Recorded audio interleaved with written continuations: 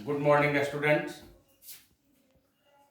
10वीं वर्ग के पाठ्यक्रम में निर्धारित विभक्ति तत्पुरुष समास पर चर्चा करते हैं। विभक्ति तत्पुरुष समास। सबसे पहले समास, जैसा कि 9th क्लास में आप पढ़े होंगे समास पर थोड़ी चर्चा कर लें। समास क्या है? तो समास के विषय में कहता है कि एक पदी भावः समासः। एक पदी भावः समासः यानी जब कई पद मिलकर एक पद बन जाएगा तो उसको हम समास करते हैं। जब कई पद मिलकर एक पद बन जाए। छात्रों, पद पर थोड़ा चर्चा कीजिए। पद क्या है?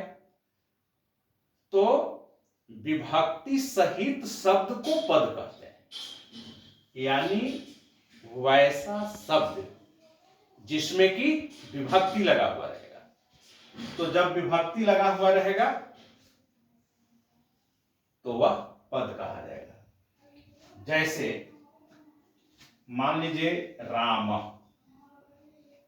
राम यहां विभक्ति लगी हुई है, इसलिए इसको हम पद कहेंगे।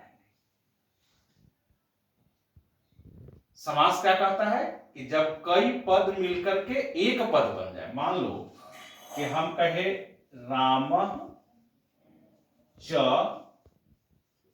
श्यामः च, एक पद ए हो गया और श्यामः च ए भी एक पद है। क्यों भाई? तो इसमें विभक्ति लगी हुई है, यहां भी विभक्ति लगी हुई है। और जब आप इसको एक पद बना देंगे तो यह समास हो जाएगा।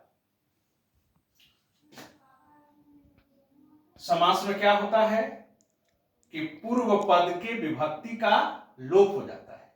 तो यहां पूर्व पद के विभक्ति यानी जो राम है यहां से विभक्ति हट जाएगा, विसर्ग हट जाएगा। शब्द क्या बच गया? राम। च भी हट जाएगा, है ना। और यहां है विसर्ग, यहां का भी विभक्ति लेकिन राम और श्याम, यानी राम और श्याम कहने का मतलब है कि दो व्यक्ति का बोध हो रहा है। तो दो व्यक्ति को बोध करने के लिए आपको विभक्ति देना होगा। तो यहां हम दे दिए राम श्यामो, राम श्यामो। तो राम श्यामो क्या हो गया? ये समास। जब कई पद मिलकर के एक पद बन गए, यानी पूर्व पद के विभक्ति का लोप करके इन दोनों को निर्दिष्ट करने के लिए मैं एक ही विभक्ति दे दिया, इसलिए यह क्या हो गया? समास कहा जाएगा। ठीक है, चलिए अब विचार करते हैं तत्पुरुष समास में। तत्पुरुष समास कहता है कि उत्तर पद प्रधानो तत्पुरुष।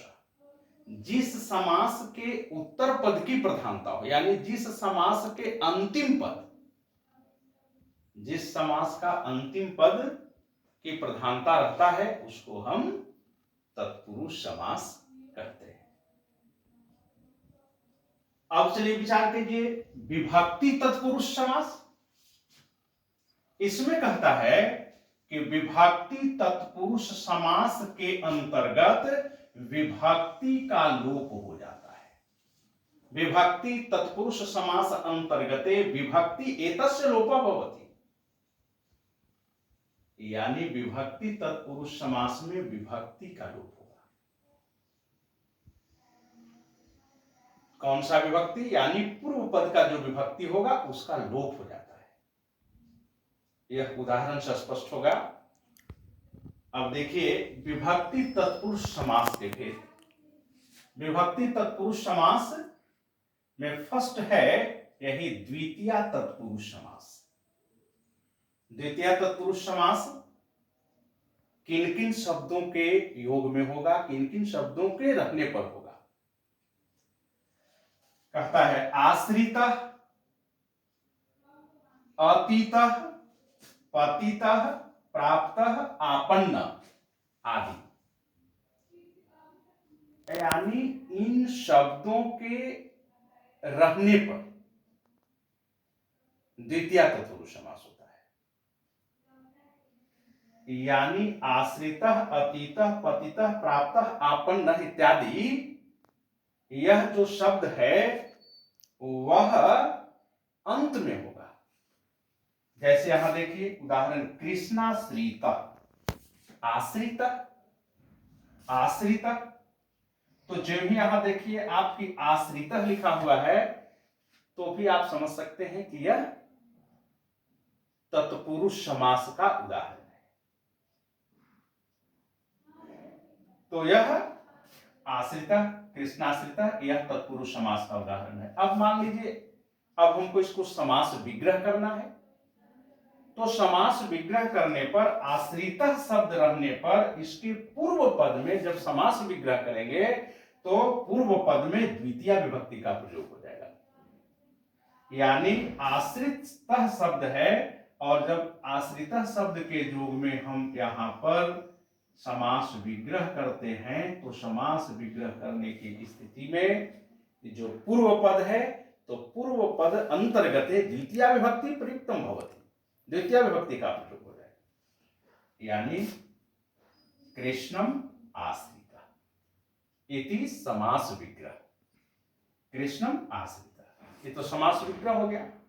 और जब समास बनाएंगे तब क्या करेंगे, जब समास बनाएंगे तो इसके पूर्व पद का जो विभक्ति लगा हुआ है, जब समास बनाएंगे तो इस के पूर्व पद की जो विभक्ति है तो पूर्व पद की विभक्ति का लोप हो जाएगा, पूर्व पद का विभक्ति हट जाएगा। तो पूर्व पद का विभक्ति हटेगा यानी कृष्णम है, अम तो वहां से हट जाएगा, मूल शब्द कृष्ण बचेगा, कृष्ण, और यहां ये है आश्रिता, कृष्ण के अ और आ दोनों मिलकर के आ हो गया तो यहां शब्द बन गया कृष्णाश्रिता। तो ये हो गया समास, ये हो गया समास और ये क्या हो गया, समास विग्रह हो गया। इसको हम समास विग्रह कहेंगे। उसी प्रकार अतीत, अतीत शब्द भी अगर अंत में है तो आप समझिए कि यह तत्पुरुष समास, द्वितीय तत्पुरुष समास का उदाहरण है। और अतीत शब्द होने पर द्वितीय तत्पुरुष समास, और जब समास विग्रह करेंगे तो इसके पूर्व पद में द्वितीय विभक्ति का प्रयोग होगा। पूर्व पद अतीत, इसका पूर्व पद दुख शब्द है। समास विग्रह अतीत शब्द में अगर हम समास विग्रह करते हैं तो दुखम, दुखम अतीत, दुखम अतीत, समास विग्रह किए। और जब समास बनाएंगे, समास बनाएंगे तो पूर्व पद के विभक्ति का लोप हो जाएगा, यानी यहां से दुखम म हट जाएगा यानी दुख शब्द बचा। तो दुख अ और आ दुखातीत इति निष्पन्न रूपम, तो ये भी हो गया समास, ये हो गया समास, और दुखम अतीत यह भी हो गया समास विग्रह हो गया। यानी कहने का मतलब है कि आश्रितः, अतीतः, पतितः, प्राप्तः, आपन्नः शब्द अंतर्गते द्वितीय तत्पुरुष समास भवति। समास विग्रहे पूर्व पदे द्वितीय विभक्ति प्रयुक्तम भवति, पूर्व पद में द्वितीय विभक्ति। समास विग्रह, समास विग्रह जब करेंगे तो पूर्व पद में द्वितीय विभक्ति। और यदा समास भवति तदा पूर्व पदस्य द्वितीय विभक्ति यत् प्रयुक्तम तत् लोपः भवति, वहां से लोप कर दीजिए, हटा दीजिए, हट जाएगा वह। यानी पूर्व पद का जब समास बनाएंगे तो पूर्व पद की विभक्ति का लोप हो जाएगा, विभक्ति हट जाएगा और वह अपने मूल शब्द में आ जाएगा। और मूल शब्द में आ जाएगा, है ना। जिस तरह से धनम प्राप्त, यहां भी लीजिए धन प्राप्त, प्राप्त शब्द भी है, प्राप्त माने प्राप्त, तो यहाँ प्राप्त शब्द उत्तर पद है। प्राप्त शब्द होने पर समझ लीजिए कि तत्पुरुष समास है, और प्राप्त शब्द होने के कारण इसका जो पूर्व पद है धन, इस धन शब्द में हम द्वितीय विभक्ति का प्रयोग करेंगे। तो जब द्वितीय विभक्ति का प्रयोग करेंगे तो यहां भी हो जाएगा धनम प्राप्त, और जब समास बनाएंगे तो पूर्व पद के विभक्ति का लोप कर देंगे, वह मूल शब्द में, यानी धन प्राप्त इति निष्पन्न रूपम भवति। धन्यवाद।